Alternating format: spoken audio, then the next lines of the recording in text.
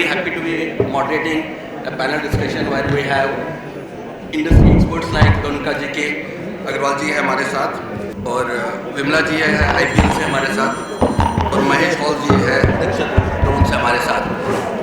सुबह के सेशंस में एक चीज़ बड़ा खुल के सामने आई, वो ये आई कि कोई भी आज की डेट में बच्चा ये नहीं कहता मैं फार्मर बनना चाह रहा हूँ। तो शायद कुछ हद तक ये सही भी है, लेकिन ये भी सही है कि इस हॉल में काफ़ी स्टूडेंट्स बैठे हैं एग्रीकल्चर यूनिवर्सिटीज़ के, वो शायद फार्मर्स नहीं बनना चाहते लेकिन एग्रीकल्चर इंडस्ट्री से जुड़े रहना चाहते हैं। ये उसका क्लियर कट एक प्रमाण है कि हमारे साथ काफ़ी स्टूडेंट जुड़े हैं इस आज के कॉन्फ्रेंस में। दूसरा एक इंटरेस्टिंग चीज़ मैंने सुबह देखा जब मैं यहाँ आ रहा था, तो मैं भी सर्फिंग कर रहा था, गूगलिंग कर रहा था, तो I discovered very interesting commercial में एक बच्चा होता है जो स्कूल जाता है, रेगुलर एक मिडिल क्लास फार्मिंग कम्युनिटी का बच्चा होता है, और स्कूल में जाके उससे पूछते हैं यार बेटा तू क्या बनना चाहता है, तो वो कहता है मैं फार्मर बनना चाहता हूँ। तो ये बड़ा एक इंटरेस्टिंग सा ऐड था ये, और ये तनुका का है और अग्रवाल जी ने मुझे नहीं बताया हो कि इसको रेफर करने के लिए, मैं अपनी तरफ से कह रहा हूँ। Very interesting, very touching. I request all of you to see it at some stage. It's a very interesting and touching kind of an ad. तो ये सेशन हमारा इनोवेशन पे है। वाइल इनोवेशन हमारे यहाँ टेक्नोलॉजी में हो रहा है, इनपुट्स में हो रहा है, टाइप्स ऑफ इनपुट्स में हो रहा है, बिजनेस मॉडल्स में हो रहा है। शायद जो इनोवेशन की जरूरत अब है वो सोच में है, थिंकिंग में है, थॉट में है, और शायद तनुका ने पहला एक छोटा सा स्टेप है ये लिया हुआ है। I hope in will be the bigger step as we go forward. So मैं इसी संदर्भ में अग्रवाल जी से रिक्वेस्ट करूंगा कि अपने ओपनिंग रिमार्क्स कर ले, और फिर विमला जी से और फिर मनोज जी से, महेश जी से कहूंगा कि अपने ओपनिंग रिमार्क्स करें। तो लेकिन अगर अग्रवाल जी इस कॉन्टेक्स्ट में करें कि इस एड के पीछे क्या प्रॉम्प्ट था, क्या इंस्पिरेशन था, और आपने कैसे इसको एड के साथ एग्री इनपुट के बारे में कुछ बात करना चाहूँगा जी।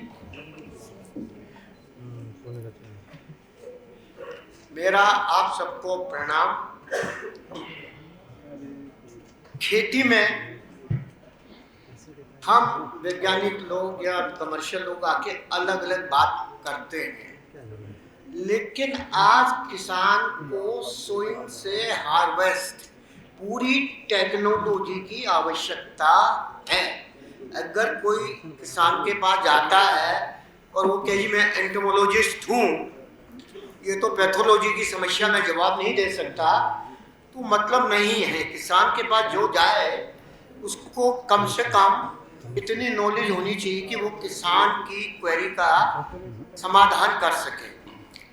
अभी टिक्कू साहब ने एक क्वेश्चन किया, हमने एक नया एडवर्टाइजमेंट रिलीज किया है जिसकी थीम है कि एक बच्चा लास्ट में कहता है कि मैं किसान बनना चाहता हूँ। आज किसान आप में से अगर सब लोग हाई टेक एग्रीकल्चर से जुड़ जाएं तो किसानी से बढ़िया आज कोई काम नहीं है। लेकिन सबसे बड़ी समस्या जो है, हमारे पास सेलेक्टेड 5-10 फार्मर्स के पास नई टेक्नोलॉजी है, बाकी किसान बेचारे वही गरीब के गरीब हैं। तो आज जो हमने फिल्म बनाई इस इंटेंशन से बनाई कि आज किसान के बच्चे इस बात को देखें कि आज वो भी साइंटिफिक खेती करके अमीर बन सकते हैं, अच्छी जिंदगी जी सकते हैं, अपनी आमदनी दुगनी नहीं 4 गुनी भी कर सकते हैं। किसान भाइयों जो दोस्त बैठे हैं, मैं बात करता हूँ कि चाइना और इंडिया का कंपैरिजन करते हुए हमारी आमदनी चाइना के मुकाबले 1/3 पर हेक्टर। आप में से बहुत से लोग, सबके पास डेटा आजकल गूगल से चेक कर सकते हैं, और उसमें फिर प्रश्न उठता है कि चाइना के किसान क्या किसी और प्लेनेट से आए हैं या हमारे किसान भाई मेहनत नहीं करते। तो मैं इसी सब्जेक्ट पे कि हमारी आमदनी किसानों की कैसे बढ़ सकती है और उसमें एग्री इनपुट का क्या रोल है उस पर चर्चा करना चाहूँगा। पहली बात तो मैंने कि किसानों को ज्ञान नहीं मिलता, और सन 2008 में पार्लियामेंट में अपनी बजट स्पीच में उस समय पी चिदम्बरम साहब ने कहा था, our extension system has collapsed, our TNV system was very good and we like to bring TNV type system.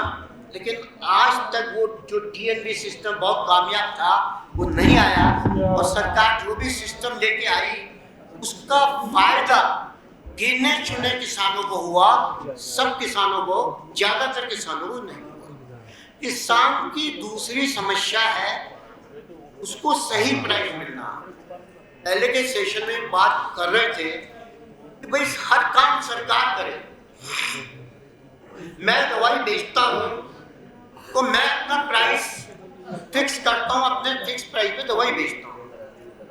आज इंडिया वर्ल्ड का फूड हब बन सकता है, और ये जो पॉलिसीज है गवर्नमेंट की कि हर गांव में वेयर हाउस हो, किसान अपना हार्वेस्टिंग के बाद माल को प्रॉपर स्टोरेज करे, उसको बैंक से फाइनेंस हो, ताकि उसको जल्दबाजी में, क्योंकि हार्वेस्टिंग होती है तो सभी की क्रॉप एक साथ आती है और सब मंडी में लाते हैं तो प्राइस डाउन हो जाते हैं।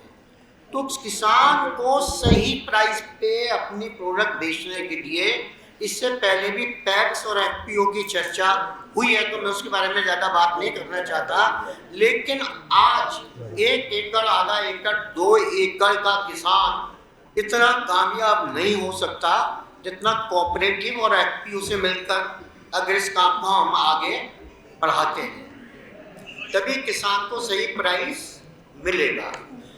वाटर और टेक्नोलॉजी के ऊपर बात हो चुकी है। आज हमारे देश में चाइना से 3 गुना लैंड, 33% लैंड ज़्यादा है, 33% रेनफॉल ज़्यादा है, लेकिन फर्टिलाइजर का यूज चाइना के मुकाबले आधे से ज़्यादा है, और पेस्टिसाइड हम तो 360 ग्राम यूज करते हैं, चाइना 13 किलोग्राम करता है। इसका मतलब नहीं है कि हमें आम बीज के पेस्टिसाइड का इस्तेमाल करना है। पेस्टिसाइड जब जरूरत है वो सही तरीके से इस्तेमाल करना है। ये अफसोस की बात है कि हमारे बहुत से किसानों को ये नहीं पता कि ये बीमारी है, ये कीड़ा है, इस पर कौन सी दवाई इस्तेमाल करनी है।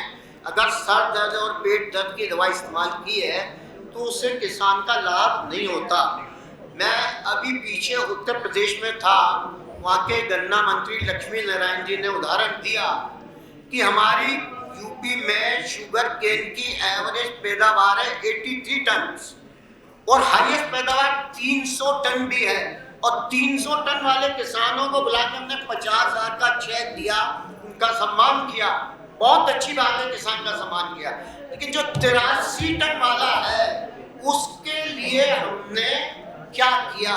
जब तक हम जो नीचे के लेवल का फार्मर है उस तक ज्ञान नहीं पहुंचाएंगे तो उसकी आमदनी नहीं बढ़ सकती। और मेरा जो लास्ट पॉइंट मैं बात करता हूँ, इस देश में जो किसान भाइयों की बड़ी भारी समस्या है और जिसके लिए हम सब अच्छी कंपनियों ने इनिशिएटिव दिया है, हमारे देश में पैरेलल, अगर आउटलुक मैगजीन वाले जिनको आप सुन रहे हैं तो इस देश में पैरेलल नकली बीज, नकली फर्टिलाइजर, नकली पेस्टिसाइड, अब हमने रेट डलवाई, गवर्नमेंट से सैंपलिंग कराई, 0% पेस्टिसाइड।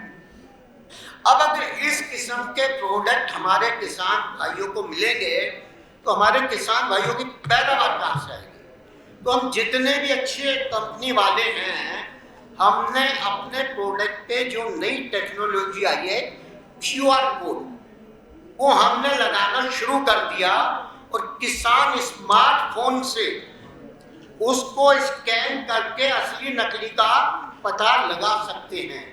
हमने एक मिनट और ले सकता हूँ सर? जी सर। हमने जैसे पंजाब राव देशमुख एग्रीकल्चर यूनिवर्सिटी के वाइस चांसलर डॉक्टर गर्ग साहब जो हैं, उन्होंने एक बहुत अच्छी शुरुआत की पिछले साल। उन्होंने सभी फर्टिलाइजर, सीड, पेस्टिसाइड कंपनी वालों को बुलाया और उन्होंने बोले कि हम आपको यहाँ यूनिवर्सिटी में जगह देते हैं, आप अपनी टेक्नोलॉजी का डेमोन्स्ट्रेशन कीजिए, जिसको आपके लोग भी मॉनिटर करें और यूनिवर्सिटी के वैज्ञानिक भी मॉनिटर करेंगे, और जब क्रॉप हार्वेस्टिंग होगी तो हम डेटा आपको देंगे। और मुझे बड़ी खुशी है कि जो हमारी टेक्नोलॉजी यूजी वो इस साल भी रिपीट कर रहे हैं पंजाब और देशमुख यूनिवर्सिटी में। मूंगफली में 80% पैदावार बढ़ी और सोयाबीन में 17% पैदावार बढ़ी। आप देखिए 80% पैदावार बढ़ना, और ये मैं नहीं कह रहा, एक यूनिवर्सिटी के वाइस चांसलर की कंफर्मेशन। मैं डायरेक्टर सोयाबीन को मिला इंदौर में कि भाई हमारे यहाँ की एवरेज सोयाबीन 10 टन है, जबकि अर्जेंटीना, अमेरिका, ब्राजील 30 टन है। तो क्या है? तो कहने लगे हम अपने रिसर्च फार्म में भी 20 टन ले लेते हैं, लेकिन फिर फार्मर की एवरेज 10 टन क्यों है? उसके पीछे रिसर्च जो है, नकली प्रोडक्ट, सीड, फर्टिलाइजर, पेस्टिसाइड, ये कैंसर है। और जब तक इस कैंसर का इलाज नहीं होगा, हमारे वैज्ञानिक लोग कितना भी कोशिश कर ले, हमारे आउटलुक मैगजीन या दूसरे मैगजीन वाले प्रोग्राम करते रहे, हमारे 1500 बच्चे फील्ड में जाके काम करते हैं। पलवल में हमने R&D सेंटर बनाया है। तो आज किसान का ज्ञान, सही प्राइस और क्वालिटी एग्री इनपुट मिल जाए तो हमारे देश के किसानों की आमदनी गारंटेड 3 गुना बढ़ सकती है। धन्यवाद। आपने बहुत जरूरी पॉइंट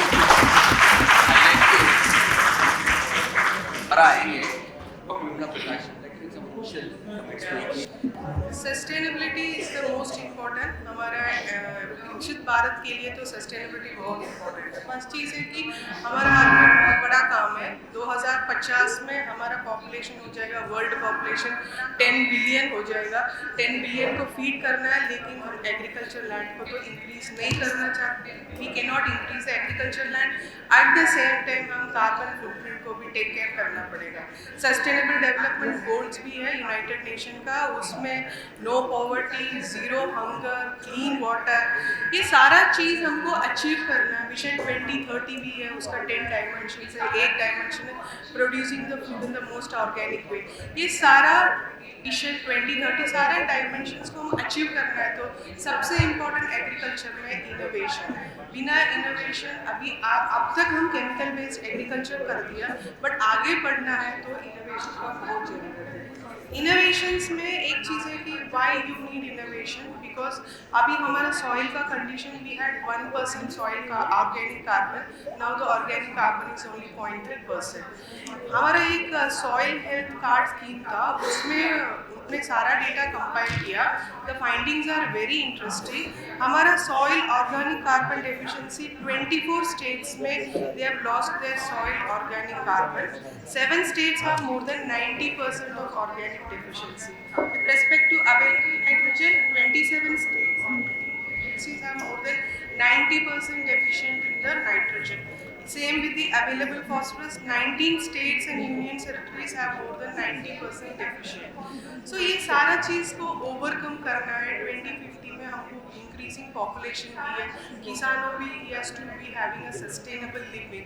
तो सस्टेनेबल एग्रीकल्चर में innovation is the most important. उसमें मैं इनोवेशन में since we represent agriculture biological intervention कितना इम्पोर्टेंट है इसमें use of these microbial based biofertilizer, biofungicides and bionematicides, these are going to play important part. For example atmosphere है, उसमें 71% nitrogen है, but ये नाइट्रोजन प्लांट को reach नहीं करता, but there are certain nitrogen fixing bacteria, वो इसको absorb करते हैं और प्लांट को देता है। सिमिलरली सॉइल में फॉस्फेट है, बट प्लांट को अवेलेबल नहीं होता, तो फॉस्फेट सॉल्युबलाइजिंग बैक्टीरिया होता है। पोटैश अवेलेबल है, बट प्लांट को किलेट हो जाता है, तो there are potash mobilising bacteria, zinc. तो इस तरीके से बहुत सारा इनोवेशंस है जिसको हम यूज करना है, like nitrogen fixer, phosphate solubilizer, potash mobilizers, and these will 100% bring the government burden on the chemical fertilizer subsidy also. Around 25% yield increase हम इसी बायोफर्टिलाइजर के थ्रू कर सकते हैं। ये सारा possible only through innovation. But यहाँ पे मैं एक चीज़ आई वांट टू से, बायोफर्टिलाइजर ये सारा नया इनोवेशन है, बट ये इनोवेशन को फार्मर तक लेकर जाना चाहिए, अडॉप्शन होना चाहिए, फार्मर को टेक्नोलॉजी अडॉप्ट एडॉप्शन में ट्रेनिंग होना चाहिए। दूसरा चीज़ है कंप्लेंसेस, लीगल ये सारा प्रोडक्ट्स है, हम इंडस्ट्री वालों हैं, we know these are the best things because ये कॉन्सेप्ट नेचर टू नेचर है, already these microbes were present, हम इसको अभी आइसोलेट करके we converted into a product, give it to the farmer, but इसको लेकर जाने में there are certain problems like legal compliances, we have the product but taking to the farmer there are certain legal compliances, first of all वो CID में listed होना चाहिए fertiliser control, सो ये सारा चीज़ एक होलिस्टिक एनवायरनमेंट हो जाएगा and these innovations can reach the farmers. That is very, very important. So here I would like to, one is the biofertilizer, there are biopesticides. Because of this chemical-based agriculture for the last almost 60 years we have been using chemical-based agriculture. There are three problems: residue, resistance, and resistance and resurgence, pest resurgence. There are n number of problems like nematodes. आपको अभी कोई भी chemicals में control करना मुश्किल है. Fusarium, wilt, ये सारा, but biological they are able to control it. We have done n number of trials. So these innovations are there. These are available. It has to be taken to the farmer. So certain legal compliances and the adoption by the farmer, some mechanism should be there so that the farmer can adopt. Because now all the effort is being done by the industry. Industry alone is doing it. But these are very good products available to the farmer. But some ecosystem has to be created where it is being adopted by the farmers also. So yes, with this I conclude, and I say innovation is the necessity is the mother of invention. So innovation is top of everything. Thanks a lot for highlighting the kind of challenges that there are in taking the products to the farmers. We'll come to that a bit later. मैं Mahesh hall से जिसे request करूँगा अपने opening remarks बता दें। आप जी sir. दक्ष drone से है तो जी सर, सर ने और मैडम ने काफ़ी सारा ऑलरेडी बता दिया है, बट मैं मेरे साइड से कुछ आज का जो टॉपिक है, जो टेक्नोलॉजी और इनोवेशन है, उसका किसानों के भीतर जब एडॉप्शन करने के टाइम पे क्या चैलेंजेस आते हैं और उसको कैसे हम उसको सोल्यूशन दें ताकि किसान इजीली वो चैलेंजेस एक्सेप्ट करे, इसके ऊपर मैं थोड़ा सा आपको बताना चाहूँगा। और मैं आपको काफ़ी के साथ में ही बताना चाहूँगा। जैसे भारत जो है, जब वेस्टर्न कंट्रीज में लोग शिकार करते तब भारतवर्ष में खेती करना शुरू हो गया था, तो भारत हमेशा से ही अग्रेसर रहा है किसानी में। लेकिन भारत एक ऐसा देश है जहाँ पे कल्चरल प्रैक्टिसेस बहुत ज़्यादा फॉलो की जाती है। सुबह एक मैडम बता रही थी कि एग्रीकल्चर जो है इसमें एक कल्चर भी अटैच है, एक संस्कृति। इसकी वजह से किसान जो है, जो अपने दादा पंदादाताओं से जो खेती की प्रैक्टिस करते आ रहा है, उसको चेंज करने में उसको थोड़ा सा टाइम लगता है, वो जल्दी कन्विंस नहीं होता है। जैसे सर ने बताया कि अभी गांव में जाके डेमोन्स्ट्रेशन कर रहे हैं, किसानों को कन्विंस कर रहे हैं कि ये टेक्नोलॉजी है, इसको आपको अपनाना चाहिए। फिर भी किसान डरता है, क्योंकि किसान एक ऐसा व्यक्ति है जो अपना जो पैसा है वो पहले इन्वेस्ट करता है ताकि उसको फ्रूट्स मिले इस आशा में, लेकिन वो फ्रूट्स गारंटीड नहीं है, इसलिए वो टेक्नोलॉजी अडॉप्ट करने के लिए डरता है। तो इसका जो सोल्यूशन है मैं बताता हूँ। मैं लातूर जिले से हूँ, महाराष्ट्र के, जहाँ पे पानी भी ट्रेन से सप्लाई किया गया है एक टाइम पे, पिछले 2-3 सालों में अगर आप देखेंगे, और भूकंप से पीड़ित जिला है। लेकिन आज के दिन में वहाँ के जो किसान है, सर के ज्ञान में होगा, अग्रवाल सर के, वहाँ के किसान जो इनपुट कंपनीज है उनके टेक्निकल से बात करते हैं। जैसे दानुका का अगर इमामेक्टिन बेंजोएट आता है, EM1 नाम से आता है, मुझे पता है, तो किसान डायरेक्ट जाता है और EM1 चाहिए, इमामेक्टिन बेंजोएट 5%। इस तरीके से आज बात करने लग गया है। ये जो टेक्नोलॉजी का अडॉप्शन हुआ है वो इस वजह से हुआ है कि वहाँ के किसानों ने एक समय निकाला है। वहाँ पे पानी की उपलब्धि ना होने की वजह से ड्रिप इरिगेशन उनकी मजबूरी बन गई है सर। आज वहाँ पे हार्डली कोई किसान होगा जिसके पास ड्रिप इरिगेशन नहीं है।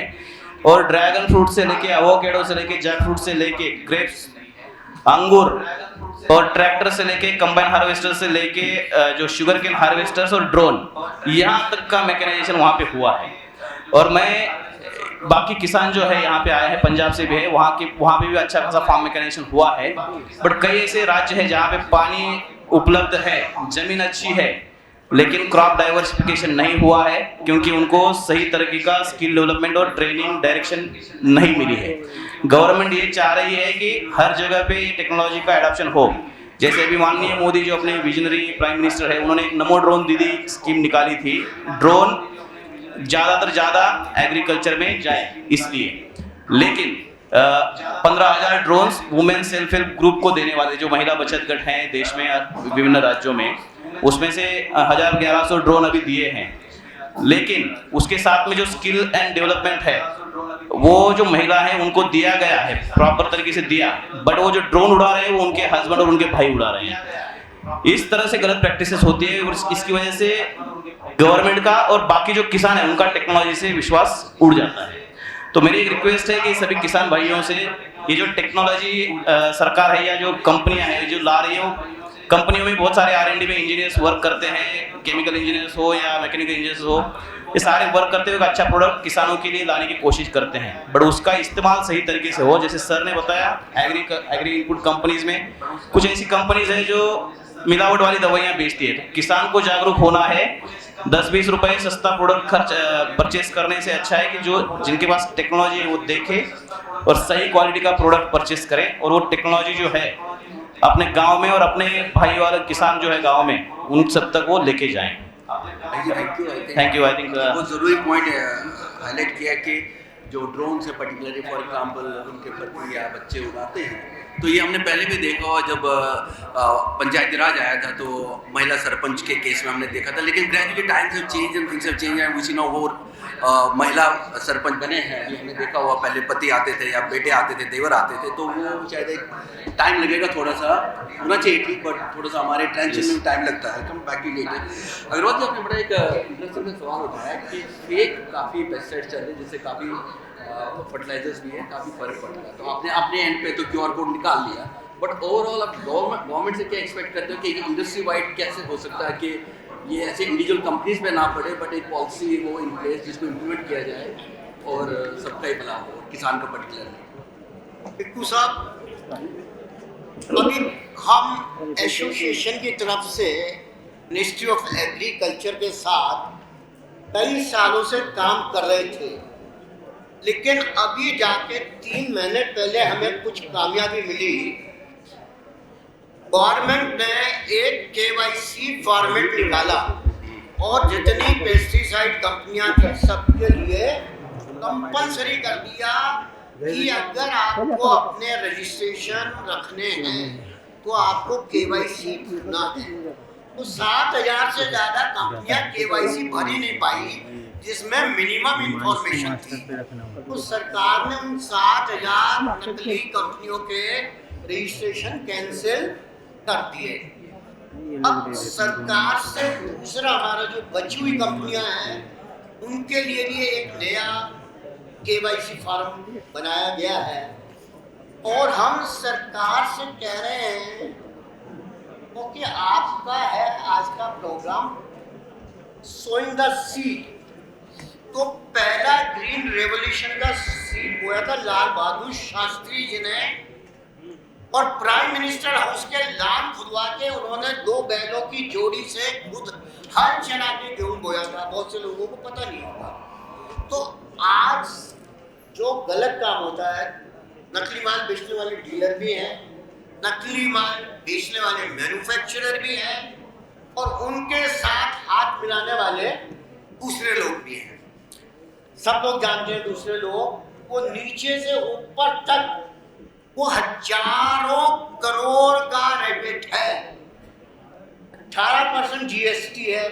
ड्रोन वालों ने नहीं बोला लेकिन मैं बोल रहा हूँ, ड्रोन जैसे प्रोडक्ट पे भी 18% GST। आज क्या लग्जरी है ड्रोन या फार्मर के लिए इम्पोर्टेंट है? Pesticide 18% tax. अरे एक तरफ हम किसान को सपोर्ट करना चाहते हैं, नकली बढ़ने का भी कारण ही हो गया। 18% तो GST है, 10% कस्टम ड्यूटी है, तो जो नकली करते हैं उनको 28% तो यही फर्क पड़ गया। और जो बाहर से इंपोर्ट करते हैं $200 पर किलो का माल $2 पर किलो में इंपोर्ट करते हैं। आज बायो पेस्टिसाइड के नाम पर 90% केमिकल लेस पेस्टिसाइड जो चाइना से स्मगल किए गए हैं वो बिक रहे हैं। कर्नाटक गवर्नमेंट ने बहुत अच्छा इनिशिएटिव लिया ऐसे 250 पेस्टिसाइड के सैंपल कलेक्ट करें और लोगों आपको जानकर आश्चर्य होगा। हमारे डॉक्टर आरपी सिंह साहब भी बैठे, मैंने इनको भी वो डेटा सब शेयर किया कि डॉक्टर साहब इस देश में क्या हो रहा है और कैसे। हम तो बात कर ही रहे हैं 250 के 250 बायो पेस्टिसाइड के अंदर केमिकल पेस्टिसाइड, और एक पेस्टिसाइड नहीं 8, 10, 12 पेस्टिसाइड तक की कोकटेल। और ऐसे पेस्टिसाइड भी जो हमारे देश में रजिस्टर्ड नहीं है वो स्मगलिंग करके लाए गए। 2021 में साउथ में 9 लाख एकड़ की मिर्ची की फसल रेसिस्टेंट डेवलप होने की वजह से खत्म हो गई और बहुत से किसानों ने आत्महत्या कर दी। तो कि किसान बेचारे के पास वो कर्जा लेता है, लेकिन अगर उसको नकली पेस्टिसाइड मिल रहे हैं तो जब तक सरकार चाहे तो कुछ भी कर सकती है। तो इस बात को मीडिया को आगे लाना पड़ेगा। हम भी किसानों का एजुकेट करते हैं, गांव में जाके मीटिंग करते हैं, हमारे लोग बताते हैं, जैसे हमारे भाई ने बताया कि आज किसान ब्रांड नेम से मांगता है। तो आज सरकार को एक, मेरी पीछे सेक्रेटरी साहब से मीटिंग हुई थी, जैसे हमने व्हीकल चला रखे हैं जो किसानों को कहते हैं आप बिल से माल खरीदिए, आप डीलर कहता है कि आपको 18% जीएसटी लगेगा, नहीं, अब जीएसटी कॉस्ट में शामिल है, कोई जीएसटी नहीं लगेगा, आप बिल से खरीदिए। हमने आईसीआर के साथ एमओयू किया पब्लिक प्राइवेट पार्टनरशिप में, और आईसीआर के जितने इंस्टीट्यूट और केवी के हैं उनके साथ मिलकर हम काम कर रहे हैं। अभी मुझे यहाँ से सीधा हिसार जाना है, कल वहाँ जोन अटारी के 11 हैं, तो कल राजस्थान, हरियाणा और दिल्ली के जोन की केवी के साइंटिस्ट की मीटिंग है, तो वहाँ 3 प्रेजेंटेशन हमारे वैज्ञानिक करेंगे, मैं बोलूँगा। बाकी डॉक्टर मल्होत्रा भी बैठे थे करनाल के, वो भी ज्वाइन कर रहे हैं, और हम सभी वैज्ञानिक लोगों से मेरा खास जुड़ाव है क्योंकि वो गुरुजन है। पहले हम आज भी हमने राजस्थान में विद्या भारती के स्कूल बनाए, वहाँ सर मास्टर जी मैडम कुछ नहीं, जूते बाहर उतारो और अंदर जाके गुरुजी के पैर छू के आशीर्वाद लो। तो आज जब तक हम, किसान हमारा अन्नदाता है, भगवान है, आज अगर वो खेती नहीं करेगा तो हम और आप रोटी खाने को कहाँ से मिलेगा। हम यहाँ इसलिए बैठ के बात कर रहे हैं कि एक तरफ हमारा किसान पेट भर रहा है, एक तरफ हमारा जवान बॉर्डर पे बैठ के हमारी रक्षा कर रहा है। विश्व में चारों तरफ युद्ध छिड़े हैं, लेकिन धन्यवाद भगवान का और हमारे गवर्नमेंट का जिन्होंने बैलेंस कर रखा है। और एक हमारे प्राइम मिनिस्टर आए थे अटल बिहारी वाजपेयी जी 2002 में नेशनल साइंस कांग्रेस में बोलते हुए उन्होंने नारा दिया था जय विज्ञान, जय विज्ञान। वो चले गए तो विज्ञान केंद्र तो बन गए, लेकिन कभी विज्ञान केंद्रों से ये सर्वे नहीं किया कि हम कितने फार्मर्स तक पहुंच गए। और लास्ट प्रेजेंट प्राइम मिनिस्टर साहब ने 2019 में एलपीयू में बोलते हुए इस नारे में ऐड किया था जय अनुसंधान। अब आप अनुसंधान रिसर्च की बात तो कर रहे हैं, अगर रिसर्च में पैसा नहीं देंगे तो हमारी यूनिवर्सिटीज क्या रिसर्च करेगी। हमारे देश में आधा % से कम रिसर्च पे खर्च होता है। इस साल गवर्नमेंट ने बजट रखा है रिसर्च का।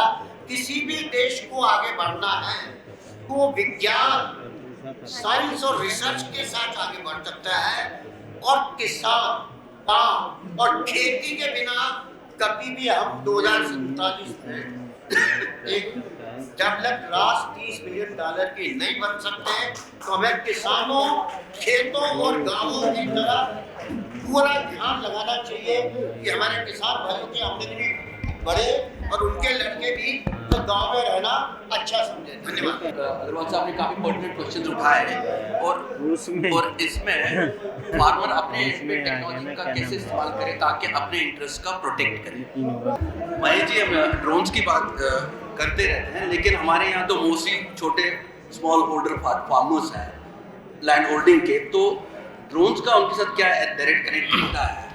देखिए, ड्रोन जो है ये एक आने वाला समय में कि जो खेती बाड़ी चल रही है भारत में और दुनिया में, उसमें एक रिवॉल्यूशन लाने वाला है। आज किसान का जो बेटा है, जो सेकंड जनरेशन है, जो आपके पढ़े लिखे बच्चे जैसे मेरे बच्चे होंगे, और हमारा जो खेत है तो उसमें आज हम जो पीठ पर ये नैपसैक स्प्रेयर लेके स्प्रेइंग कर रहे हैं, उससे बहुत दुविधा होती है। जैसे साउथ इंडिया में जैसे पैडी वाले खेत है सर, राइस के जो खेत है, उसमें आज पढ़ा लिखा जो बच्चा है किसान का, वो कीचड़ में जाना नहीं चाह रहा है, ठीक है। साथ ही में महाराष्ट्र में केस हुआ था, आपको याद होगा, हवा की दिशा तुरंत बदलने की वजह से पेस्टिसाइड नाक में गया और 35 किसान 2 दिन में उनका देहांत हो गया था। तो ऐसे सारे किस्से होते हैं। तो जो छोटे किसान हैं उनकी जो नेक्स्ट जनरेशन है, जैसे ट्रैक्टर आजकल लेते हैं और रेंट पे देते हैं, उस तरह से आजकल बहुत सारे जो नए किसान हैं, युवा पीढ़ी के किसान हैं, वो ड्रोन परचेज कर रहे हैं और अपने गांव और बगल के 10-12 गांव में ये ड्रोन की सर्विसेज दे रहे हैं सर। उसकी वजह से एम्प्लॉयमेंट भी जनरेट हो रहा है, किसानों को टाइम पे सेवाएं मिल रही है। जैसे नॉर्मल स्प्रेइंग में अगर 2 घंटे लगते हैं एक एकड़ स्प्रे करने के लिए, तो ड्रोन की सहायता से मात्र 7 मिनट में 1 एकड़ स्प्रे होता है और एक दिन में 25 से 30 एकड़ तक का स्प्रे कर सकता है। तो इस माध्यम से बहुत सारे युवा जो है आज सामने आ रहे हैं, उनको सरकार सब्सिडी दे रही है। ओपन कैटेगरी में 40% सब्सिडी है, SC ST में 50% सब्सिडी है, 50%, और जो FPO है उनको 75% सब्सिडी सरकार दे रही है। और जो महिला बचत गट है, जो नमो ड्रोन दीदी स्कीम के अंडर लेने वाली है, उनको 80% सब्सिडी गवर्नमेंट दे रही है, ताकि ये स्प्रेइंग सर्विसेज जो है जो फास्ट हो जाए और इल्लियों का जो प्रभाव हो रहा है आजकल खेत में, तो उससे जो नुकसान हो रहा है किसानों का, उससे किसान बचे। तो ये सारी सुविधाएं हैं। और मैं आज देखता हूं कि साउथ में और यहाँ पे उत्तर प्रदेश में भी बहुत सारे ऐसे युवा पीढ़ी है जिन्होंने 5-10 ड्रोन एक साथ लिए हैं और उन्होंने ही अपने गांव के कई जवानों को पायलट लाइसेंस दिलवाया है, ताकि ये एज अ टीम एक स्टार्टअप की तरह काम कर रहे हैं और 10-10 गांव में एक साथ में स्प्रे कर रहे हैं। ये वाकई मतलब दुनिया में मैं चाहूंगा कि भारत में जो इनोवेशन हुआ है ड्रोन का, वो काफी अच्छा है। और बहुत सारे देश ऐसे हैं जो हमारे जो बाजू वाले देश है उसके लिए अल्टरनेट सोर्स देख रहे हैं, और भारतवर्ष के सामने अभी एक बहुत अच्छी उपलब्धि है कि ये पूरी दुनिया को भी एक्सपोर्ट कर सकते हैं और अपने देश में भी ये ड्रोन अच्छी तरह से फैला सकते हैं। अभी माननीय मोदी जी का ये भी विजन है कि 2030 तक भारत को ड्रोन का हब बनाया जाए, और उसी दिशा में बहुत सारी कंपनियां हमारी कंपनी के साथ में मिलजुल के हम काम कर रहे हैं और एक इंडस्ट्री बना रहे हैं। और इसमें जो इनपुट इंडस्ट्री है, धानुका हो या कोरोमंडल इंटरनेशनल है, इफ्को है, ये सारी कंपनियां भी बहुत अच्छे से योगदान दे रही है। टेक्नोलॉजी जो है वो कॉम्प्लीमेंटिंग होनी चाहिए, एक दूसरे के सहयोग से चलनी चाहिए।